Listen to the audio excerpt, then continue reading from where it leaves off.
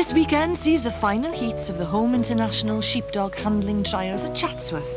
And for the first time, the Welsh team has a woman competitor.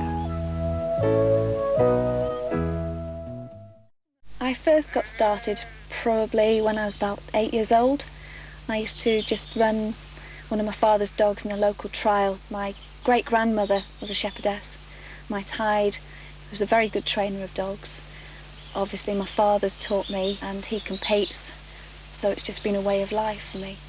A bond has developed between the puppy and myself, and obviously as I've got older and more experienced, the bond has taken me into trials, so I can more or less determine that the puppy or the dog that I like, if I've got a good bond, we've got a good team.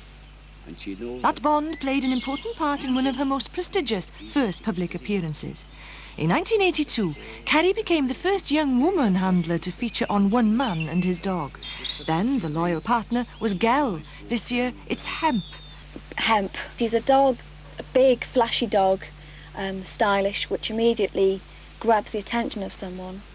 And he's got what we call a lot of scope, big strides, and he likes to use all the area in the field. Dan! Dan! He's got a really lovely temperament. He'd quite happy to be a house dog, but he's far too big. Dan! Dan! And he's very, very loyal. He's just a lovable softie until he gets behind those sheep, and then he becomes kind of a machine. And this is grand stuff, this is. In competition, you must have that bond, you must like that dog. Obviously it must be a good dog for you to do well in trials, especially North Wales, because the standard is extremely high. If you've actually trained your dog from a puppy, you should know it inside out. You should know how it's likely to react in certain conditions and with certain sheep. That's the thrill, I suppose, of competition, is being able to work and understand and read the sheep, so the teamwork comes together. It doesn't always work, but you have to have that ultimate control. But it's mutual respect. It's no use the dog fearing you. You don't get the same response. They're not likely to give you that extra 101%, which is what you need in our level of competition. Oh, yes, yes. Yes, I don't think there's much wrong with that then.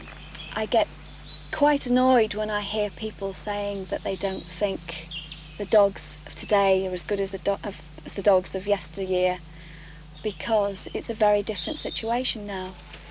When I go out to compete in a trial in North Wales, I can be up against over 100 dogs. 20, 30 years ago, it used to be just a handful of competitors.